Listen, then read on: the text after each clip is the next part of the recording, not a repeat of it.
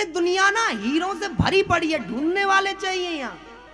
हम यदि नकारात्मक लोगों को ढूंढते रहेंगे तो खुद भी नकारात्मक हो जाएंगे। हमें सकारात्मक लोगों को ढूंढना है। संसार बहुत सुंदर है, बहुत सुंदर, बस उसमें देखने वाला चाहिए। आज तक हम बस लोगों में कमी निकालते हुए आए हैं। अरे 100% परफेक्ट तो कोई नहीं इस संसार में, तो कमी क्यों निकालना? केवल उसके गुणों को, व्यक्ति को ग्रहण करना चाहिए। तब ब्रह्मा से कहा कि तुम्हें अहंकार नहीं आएगा। इसलिए आज तक भी ब्रह्मा के अंदर अहंकार नहीं है। आप जब इस सृष्टि को देखेंगे, तो आप जब भगवान की बनाई हुई इस सृष्टि का दर्शन करेंगे, तो कभी उसको नजदीक से देखना,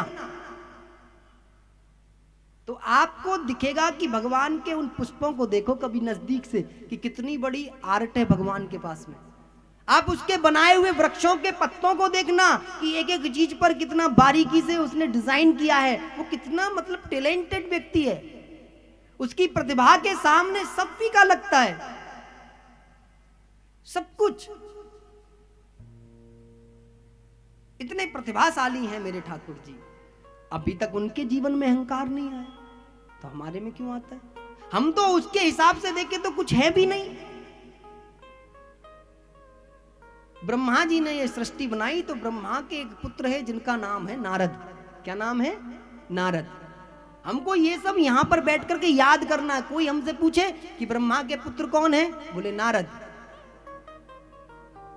वही नारद जिसको हम कहते फिरते ना, वही नारद जी है। तो ब्रह्मा जी जब ये सृष्टि बना रहे थे, तो नारद की भी उत्पत्ति हुई। तो नारद ने पूछा कि आप मेरे जन्म करता हो, आपने मुझे जन्म दिया है, आप मुझे कुछ कार्य बताओ कि मुझे जन्म क्यों दिया है। तो नारद से ब्रह्मा जी ने कहा कि नारद, तुमको कुछ नहीं करना, तुमको जो ये चतुश्लोकी का जो ज्ञान है, जो इसके अंदर का जो विज्ञान है, वो जन जन तक पहुंचाना है। हर व्यक्ति के हृदय में इसको स्थापित करना है। नारायण ने ब्रह्मा जी को दिया और ब्रह्मा जी ने नारद जी को दिया। तो नारद जी ने जब ये जिम्मेदारी ली, तो अब नारद जी देखते हैं धीरे धीरे धीरे धीरे कि भाई सृष्टि बन रही है, सृष्टि चल रही है। नारद जी जब से उत्पन्न हुए हैं ना, नारद के 2 जन्मों की कथा भागवत के अंदर है। नारद जी का पूर्व जन्म और नारद जी का जिसमें वो नारद जी बने। ये ब्रह्मा जी के शरीर से उत्पन्न तो हुए और इनको धरा पर जन्म भी मिला। इन्हें ज्ञात भी रहा कि मैं ब्रह्मा जी का पुत्र हूं, लेकिन ये तपस्या करते रहे करते रहे करते रहे, लेकिन इन्हें भगवान के दर्शन नहीं हुए। तो इनका जो विश्वास था भगवान के प्रति वो कम हो गया। इन्होंने सोचा कि भगवान है ही नहीं। ब्रह्मा जी ने, मेरे पिताजी ने वैसे ही बोल दिया था कि इससे भगवान की प्राप्ति हो सकती है। तो इसलिए नारद ने स्वयं ही उसको अपने ऊपर आजमाया, स्वयं अपने ऊपर। तो नारद से अंतिम समय भगवान ने कहा कि नारद, इस जन्म में मैं तुम्हें नहीं मिलूंगा, लेकिन अगला जो तुम्हारा जन्म होगा उसमें तुम्हें प्रवेश करने की आवश्यकता नहीं होगी। तुम मेरे ही भक्त बनोगे और मेरे ही भक्त बनकर के जो तुम्हें तुम्हारे पिता ने आज्ञा दी है, तुम उस अपने पिता की आज्ञा का पालन करोगे। तो अगले जन्म में जाकर के नारद जी हुए और भगवान ने अपनी वीणा नारद को दी।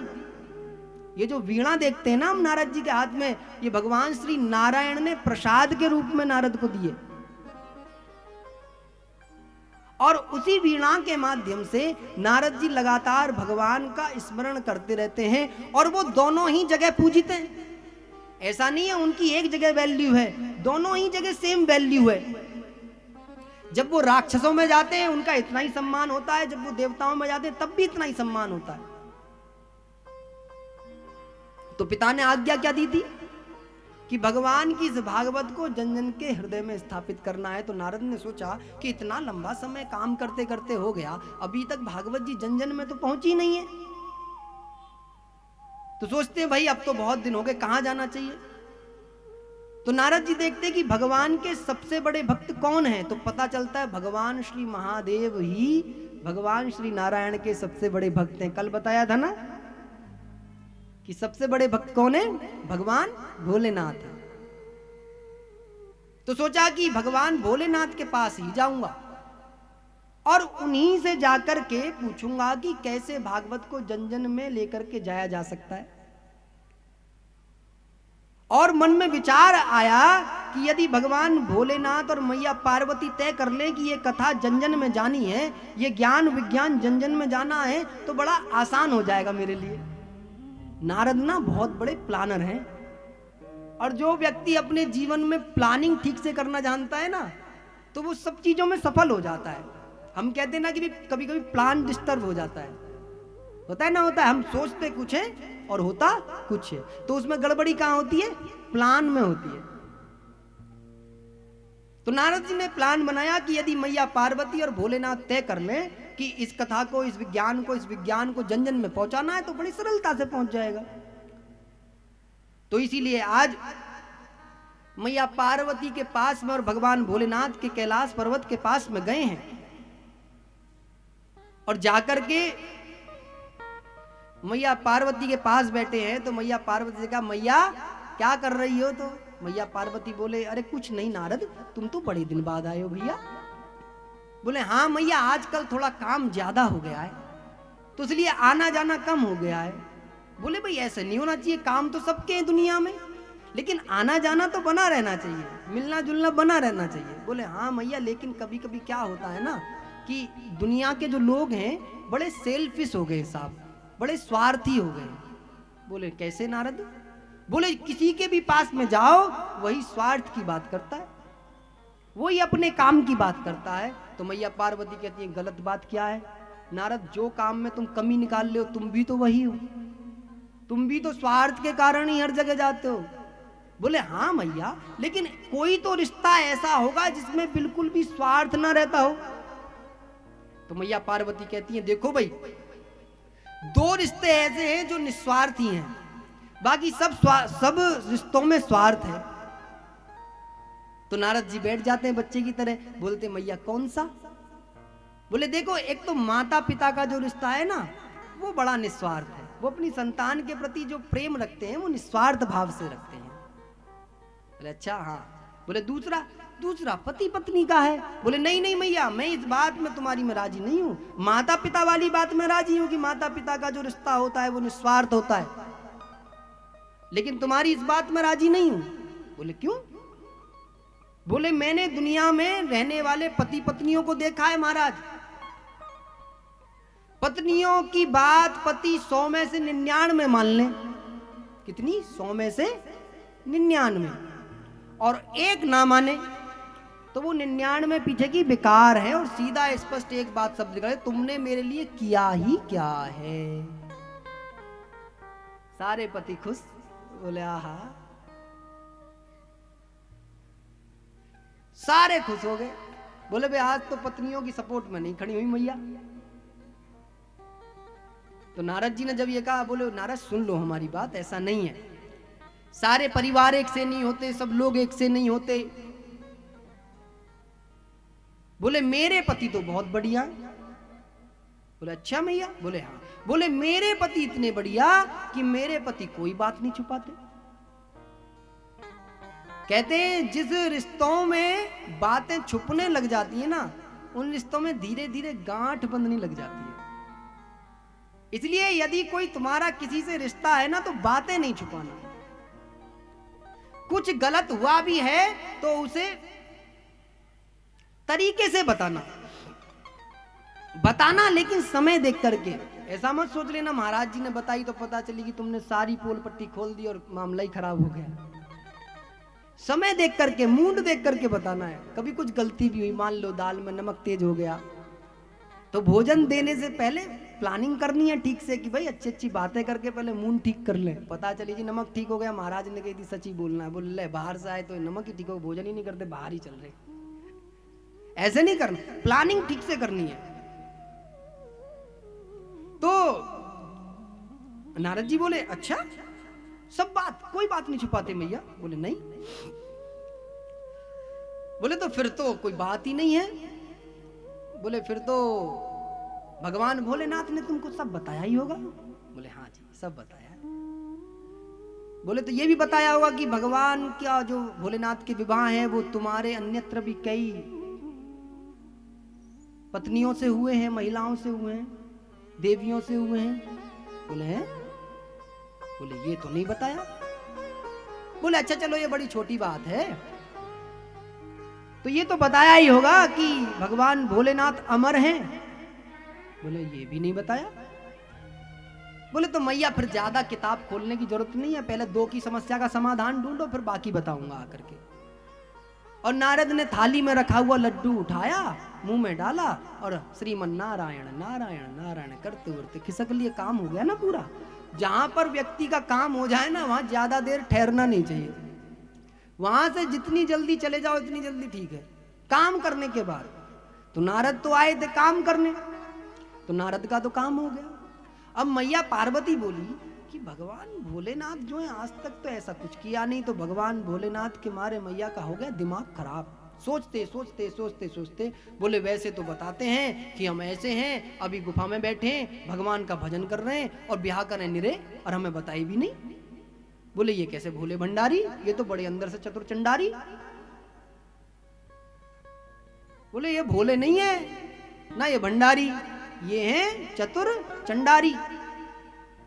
बोले उठ जाएं जब देखूंगी।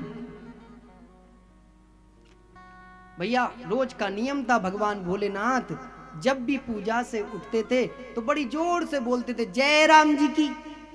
तो मैया बड़े प्यार से ठंडा ठंडा शीतल शीतल जल लेकर के आती थी, भगवान भोलेनाथ को देती थी, अपने हाथ से पिलाती थी कि प्रभु भगवान की तपस्या करके उठे हैं तो कुछ ना कुछ प्रभु की झांकी के बारे में बताएंगे, कुछ ना कुछ ज्ञान विज्ञान की बातें करेंगे।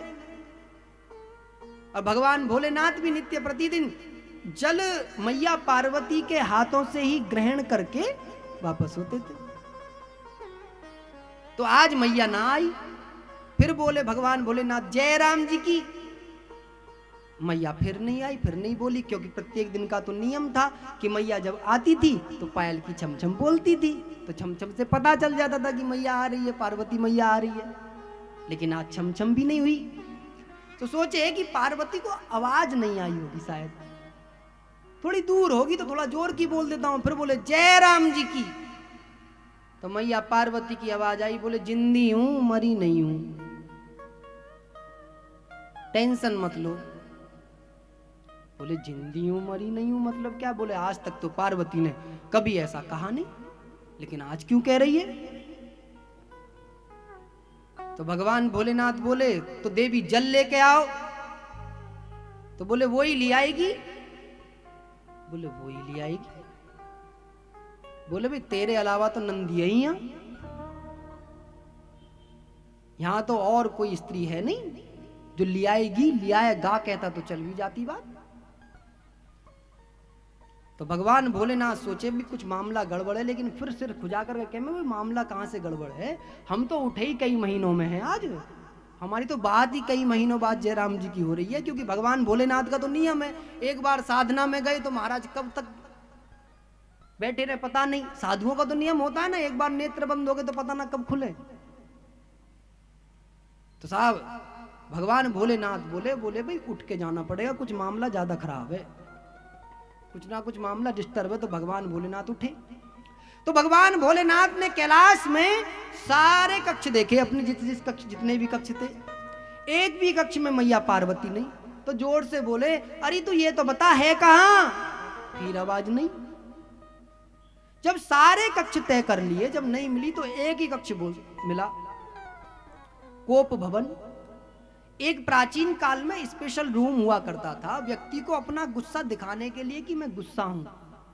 तो जब व्यक्ति को यह जताना पड़ता था कि मैं गुस्सा हूं, तो वो व्यक्ति उस रूम में चले जाया करता था, उस वाले कमरे में। तो सबको यह मालूम पड़ जाता था कि भाई ये व्यक्ति गुस्सा है और इसको मनाने की आवश्यकता है। तो मैया पार्वती आज स्पेशल रूम में गई है जिसे हम कहते हैं कोप भवन। तो भगवान महादेव बोले देवी आज तो ऐसी जगह एंट्री कर दी आपने जहां पर आपने लाइफ में कभी एंट्री नहीं करी। तो गए, बोले भी गुस्सा कैसे ठंडा होगा? तो भगवान भोलेनाथ ने बड़े प्रेम से सोचा, बोले हर बार पार्वती जल लेकर के आती थी, आज मैं जल लेकर के जाऊंगा। आज भगवान भोलेनाथ ने लोटे में जल लिया है, पार्वती मैया के पास में बैठे, जाकर के देखा तो पार्वती उल्टी करवट लेकर के अपने पलंग पर लेटी हैं, मुंह फुलाए। तो भगवान भोलेनाथ कुछ नहीं बोले, जाकर के पैरों की तरफ बैठ गए। कहां बैठे? पैरों की तरफ। तो जब देखा पार्वती ने कि भगवान भोलेनाथ मेरे पैरों की तरफ बैठे, तो पार्वती एकदम से उठ करके खड़ी हो गई, लेकिन सिर नीचे और मुंह लाल। तो पार्वती से भगवान भोलेनाथ कहते हैं, देवी थोड़ा जल पी लो। तो कहती है, नहीं नहीं मेरे को पीना नहीं है, तुम्हें जो करना है करो, तुम अपना काम वाम देखो। बोले तो काम तो देख लेंगे, लेकिन तुम इस रूम में क्या कर रही हो? बोले महाराज कक्ष में क्या करते हैं? बोले गुस्सा हो क्या? बोले हाँ। क्यों हो? बोले नहीं पता। आजकल जब आप घरों में जाओ तो महाराज आजकल तो कोई ऐसा स्पेशल रूम है नहीं कि जिसमें गुस्सा दिखाने के लिए आदमी अंदर चले जाए। तो जब आदमी बाहर से अंदर घुसे तो टे टे टे टे टे करता हो जाएगा अंदर। और जब महाराज जब देवियों की सरक जाए तो वो रसोई में से टे टे टे टे वहीं से। ये दो स्थान चुन लिए हमने। स्त्री ने रसोई चुन ली कलेश करने के लिए, और पुरुष ने बाहर की चौखट चुन ली। इन दो जगह युद्ध चलता है, जबकि दोनों ही जगह बड़ी शांत रहनी चाहिए। रसोई भी भगवान का मंदिर ही होता है, तो स्त्री को कभी भी रसोई में शोर नहीं मचाना चाहिए, क्योंकि कहते हैं जैसा वातावरण होता है उस वातावरण का प्रभाव हर चीज पर पड़ता है, हर चीज पर। अब यदि तुम रसोई के अंदर क्लेश करोगे तो वो क्लेश तुम्हारे भोजन में जाएगा, भोजन के माध्यम से शरीर में जाएगा, शरीर के माध्यम से समाज में जाएगा। और चौखट जो होती है ना, जो घर का मुख्य द्वार होता है, कहते हैं उसी द्वार पर लक्ष्मी या सारे देव स्थापित होते हैं, सब उसी पर स्थापित होते हैं। इसीलिए अपने घर का जो मुख्य द्वार है ना, उस पर भी बैठ करके व्यक्ति को क्लेश नहीं करना चाहिए। और मैं तो कहता हूं घर में कलेश ही क्यों करना। तुमको गुस्सा आ रहा है तो तुम बाहर चले जाओ, और उनको गुस्सा आ रहा है तो वो बाहर चले जाए, दोनों बाहर करो ना जो कुछ करना है। और आजकल तो बड़ी अच्छी बात है साहब, आजकल तो ये मोबाइल चल गए ना, गुस्से को ठंडे करने का बड़ा माध्यम है। जब आपको गुस्सा आए तो आप अपने इंटरेस्ट की चीज मोबाइल पर चला रहे हैं और दुनिया को भूल जाएं। और ज्यादा इंटरेस्ट है तो फिर कथा सुनाएं, और ज्यादा दुखी है तो फिर हमें सुने, हमें सुख का साधन। जिस किसी को कभी टेंशन हो ना, तो बस वो YouTube पर Facebook पर हमारा मुंह देख लेना, हम गारंटी दे रहे तुम्हारी टेंशन दूर ना हो जाए तो हमारा मुंह देख के। इतने कॉन्फिडेंस से इसलिए बोल रहे क्योंकि हमें विश्वास है कि हमारा मुंह इतना बुरा नहीं है कि तुम्हारी टेंशन दूर ना कर पाए। कहने का मतलब यह है मेरा कि जब भी आपके जीवन में तनाव आए तब आपको अच्छी चीजों को देखना है। भगवान के दर्शन करने हैं, किसी अच्छे महापुरुष के दर्शन करने हैं, किन्हीं संतों के दर्शन करने हैं। उनको देखने से मन में शांति आती है। अब भगवान भोलेनाथ पार्वती से पूछ रहे, बात तो बताओ, बात क्या है? बोले बात कुछ नहीं है। जब कुछ नहीं तो गुस्सा क्यों हो? तो भगवान भोलेनाथ जब बहुत देर तक मनाते मनाते हो गए तो पार्वती से बोले, देखो पार्वती, ज्यादा गुस्सा ठीक नहीं है। अच्छा तुम एक बात बताओ मेरे को, तुम इतना गुस्सा हो क्यों? बोले जल पी लो पहले। तो भगवान भोलेनाथ ने बड़े प्रेम से जल पिलाया। तो भगवान भोलेनाथ देख करके मुस्कुराते हैं मैया पार्वती को। तो मैया पार्वती जब भगवान भोलेनाथ की बड़ी स्वीट सी स्माइल देखती हैं साहब, तो मैया का गुस्सा थोड़ा लो होता है, लेवल थोड़ा डाउन होता है। इसलिए हमें अपने जीवन में मुस्कुराहट रखनी भी चाहिए। कई लोग ऐसे रहते हैं मुंह फुलाए मारो महाराज की अभी इसको। कई लोगों का हम देख लेते ना, मुंह ऐसी रहते जैसे पता नहीं कितना गुस्सा आ गया हो। वो लाइफ टाइम ही ऐसे जीते हैं। तो अपने चेहरे पर हमेशा मुस्कुराहट बनाए रखना। तो मैया ने से पूछा, बताओ क्या बात? तो मैया कहती है कि बात तो कुछ नहीं है, आज मेरे हृदय को बड़ा धक्का लगा है। मैं तो आपको बड़ा महापुरुष समझती थी, मैंने तुमसे विवाह करने के लिए ना जाने कितनी तपस्या करी, जब जाके तुम मुझे मिले मैंने सोचा था कि मुझे एक भोला भंडारी मिलेगा, लेकिन मुझे तो भोला भंडारी की जगह कोई और मिल गया। दुनिया कहती है तुम भोले हो और मुझे लगता है तुम चतुर हो। आज जैसी मैंने तुम्हारी कहानी सुनी है, बोले देखो वो तो बात ठीक है, लेकिन मुख्य बात पर तो आओ, बात क्या है? जब भगवान को पार्वती ने नहीं बता के दिया तो पार्वती क्योंकि डर भी रही है अंदर से कि नारद की बात पर पार्वती को ज्यादा विश्वास नहीं है।